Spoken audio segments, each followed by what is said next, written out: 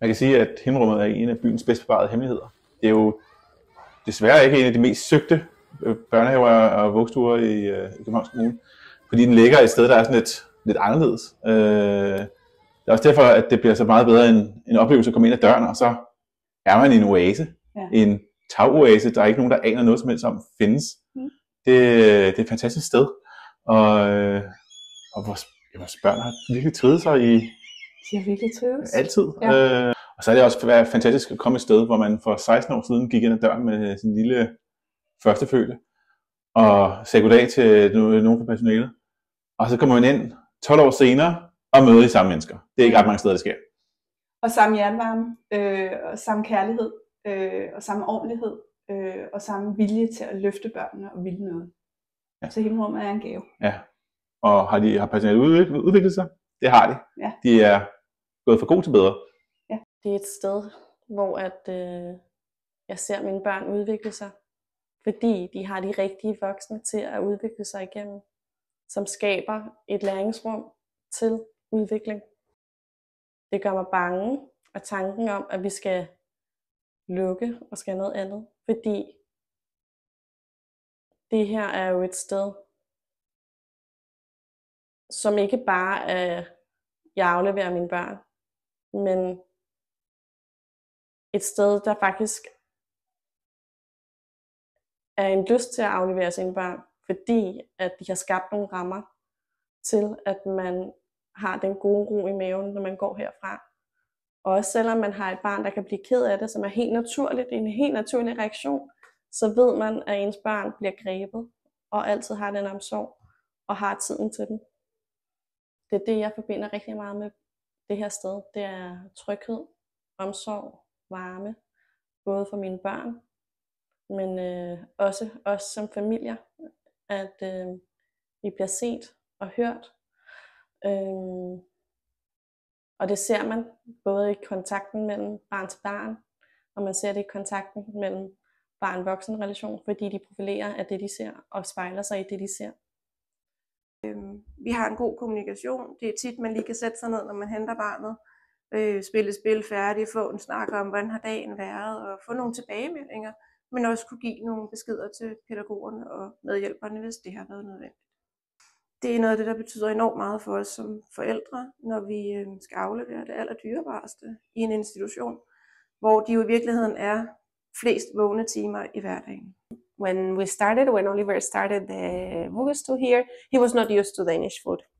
It took a little bit of time for him to adapt, and I know in the meantime they were keeping some food so he wouldn't be hungry at the end of the day, and that was very touching because they didn't have to, but they were actually being very mindful and precious with my kid. So that made me feel like they were caring, and if they close this place, I think my standard is very high right now, and I think Oliver and I will have problems trying to adjust to a new place when the situation here has been so good, and that's why I don't understand it. The caretakers are very, very nice with us, with the kids. Valeria is thriving here, and they take good care of her needs. Like, she's allergic to dairy, and they are very good at dealing with that.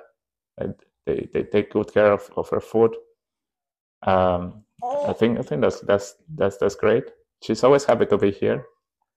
There is a complete lack of standardized allergy protocol at a commune level, which means that the responsibility on preventing, detecting, and acting on severe food allergies is only on the staff and the director of the kindergarten.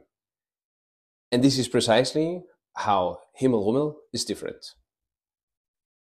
Unfortunately, I'm talking about my personal experience. We have a kid that has several severe food allergies to common aliments like egg, milk, and nuts.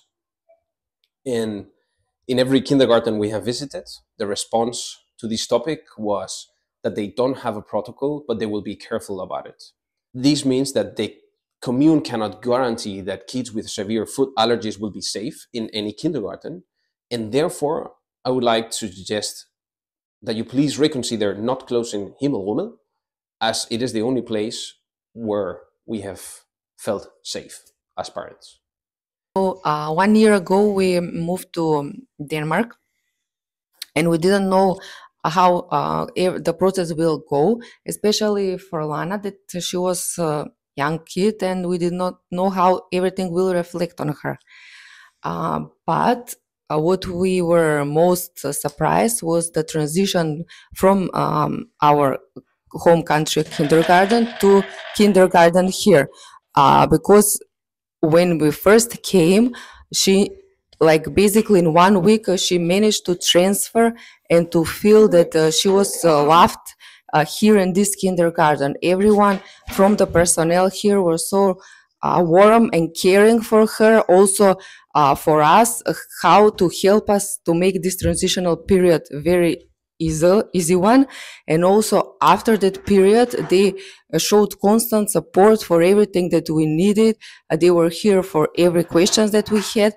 And we really can see that Alana is growing as a very happy child here in this kindergarten in every perspective. So from the personnel support, from kids having fun here in kindergarten, for having food that is fresh and made here. So from every perspective, we are very satisfied with this kindergarten, and it will really be a, let's say, shame if this is closed down, really.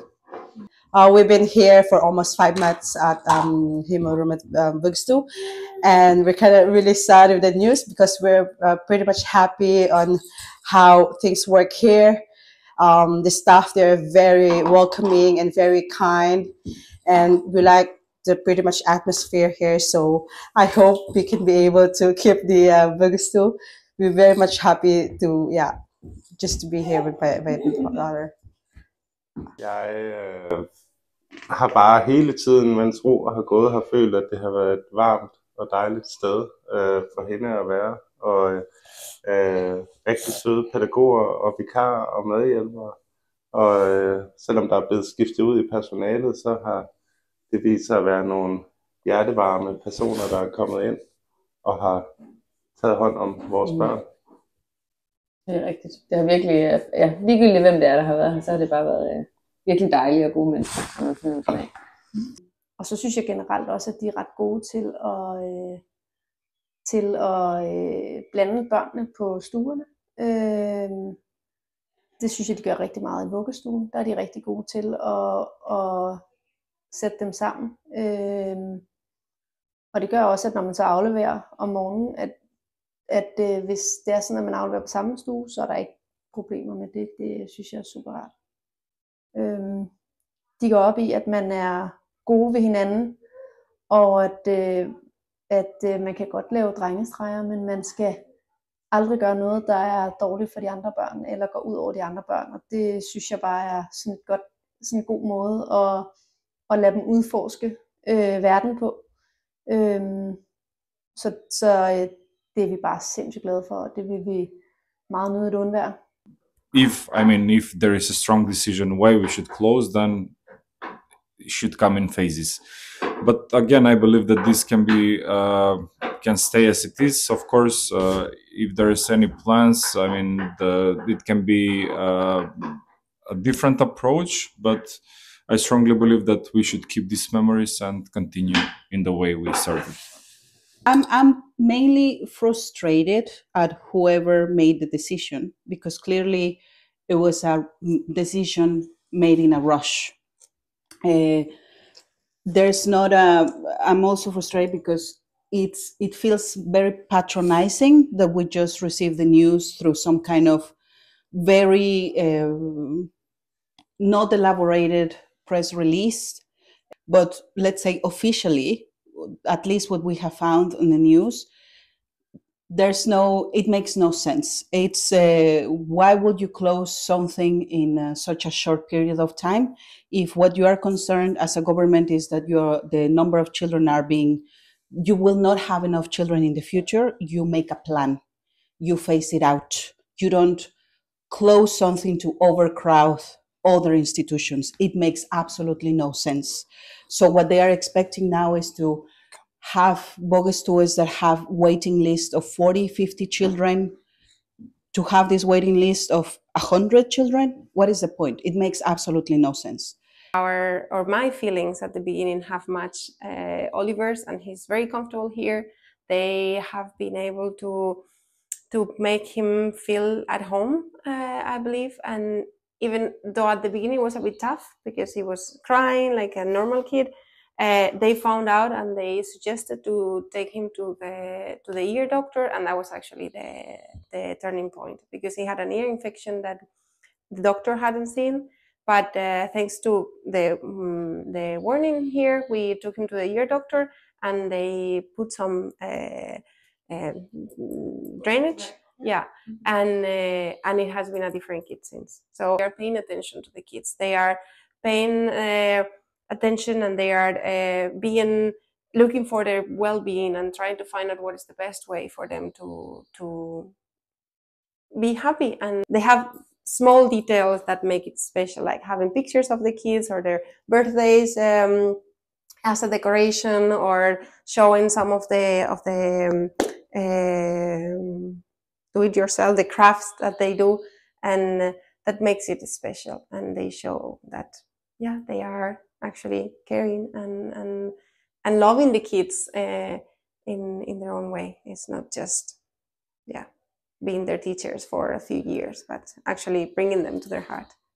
It's a nice place because it's a playful time in the afternoon, but it's also educational moments in the morning, because they play songs, they do many creative things, they dance, they study, they read books. So each time she comes, she always gives some new words and some new songs, and we try to sing together at home.